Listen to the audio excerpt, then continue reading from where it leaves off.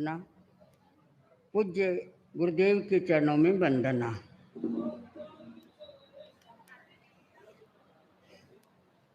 श्रेष्ठ जीवन शैली कौन सी होती है, वह जीवन शैली कैसी होती है और उसे कैसे जिया जा सकता है, यह आचार्य वर्ग के जीवन से, जीवन दर्शन से और जीने की कला से हम समझ सकते हैं।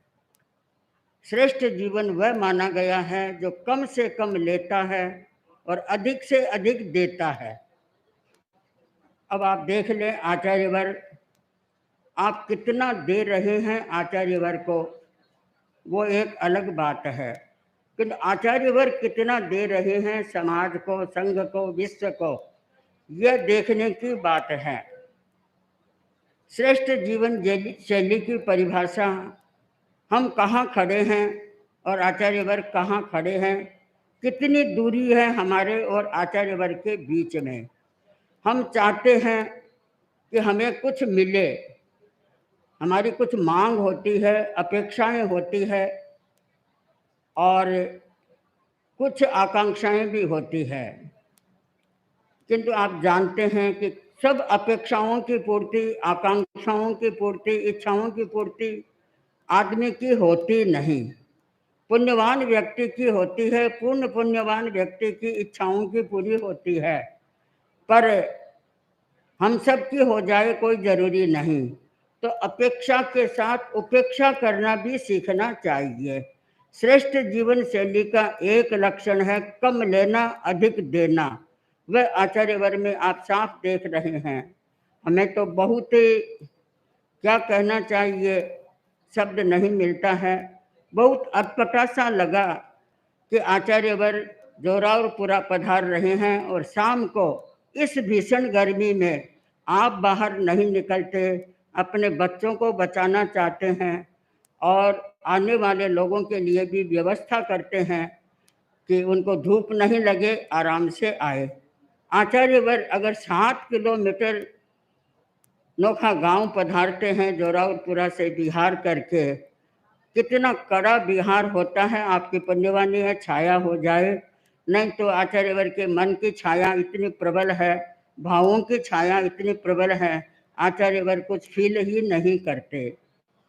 पर यह 7 किलोमीटर का बिहार हमें तो ऐसा लगा कि आचार्य वर्ग के लिए और हम लोगों के लिए जो भक्ति श्रद्धा रखने वाले हैं, सबके मुंह से सुना कितना कड़ा मौसम, 7 किलोमीटर का बिहार, शाम का बिहार, वो भी आचार्यों का बिहार।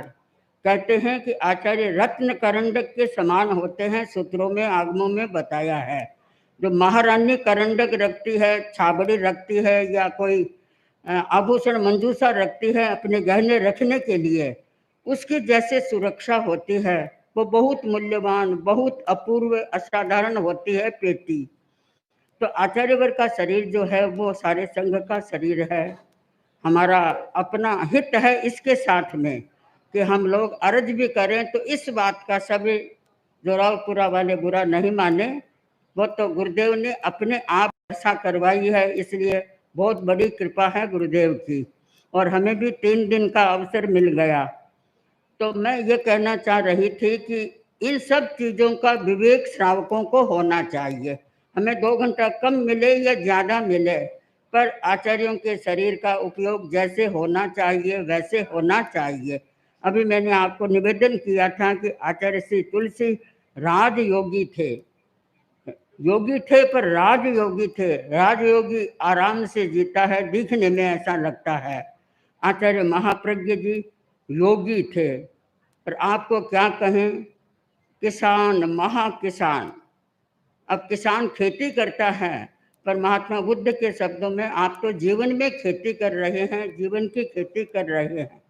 तो आज मैं आचार्य वर्ग के प्रति अभिवंदना और अपनी वंदना प्रकट करूं, समर्पित करूं। और जोरावरपुरा की ओर से बहुत वर्ष हो गए मैं जोरावरपुरा नहीं आ सकी, इसलिए कि साधन का प्रयोग करना पड़ेगा।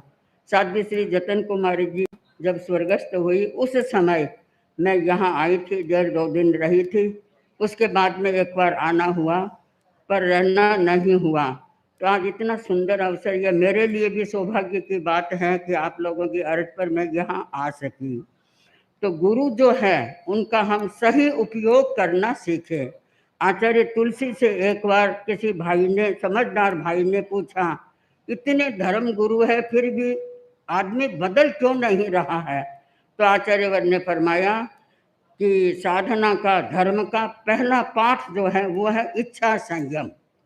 तो आज का श्रावक अगर इच्छा संयम करके चलता है, आज का व्यक्ति अगर इच्छा संयम करता है, धर्म के पहले पाठ को, लेसन को पढ़ता है, तो इच्छा संयम करे। तो हम आज के दिन आचार्यवर का प्रवचन सुनना चाहेंगे और यहाँ के लोग भी बोलना चाहेंगे। तो एक बात को आप हमेशा याद रखें कि गुरु का सही उपयोग करें। गुरु सरल आत्मा, पवित्र आत्मा, दिव्य आत्मा होती है। उस आत्मा के प्रति हमारा समर्पण सही हो। गुरु से कुछ न छुपाइए, गुरु से कुछ न छुपाइए। गुरु आगे सब बोल, भली बुरी खोटी खरी, गुरु आगे सब खोल। गुरु के सामने अगर हम चिकित्सा के लिए डॉक्टर के सामने गए, अपनी बीमारी को पूरा नहीं बताया, तो नुकसान किसका हुआ? डॉक्टर का नहीं हुआ, डॉक्टर को तो फीस मिल जाएगी, गुरु के तो निर्जरा हो जाएगी, पर नुकसान हमारा हुआ। तो हम गुरु के सामने अपनी आत्मा को खोल करके गुरु से प्रेरणा लें, मार्गदर्शन लें। मैं अपनी बात यही संपन्न करूं। गुरुदेव के चरणों में अपनी भक्ति भावना श्रद्धा समर्पित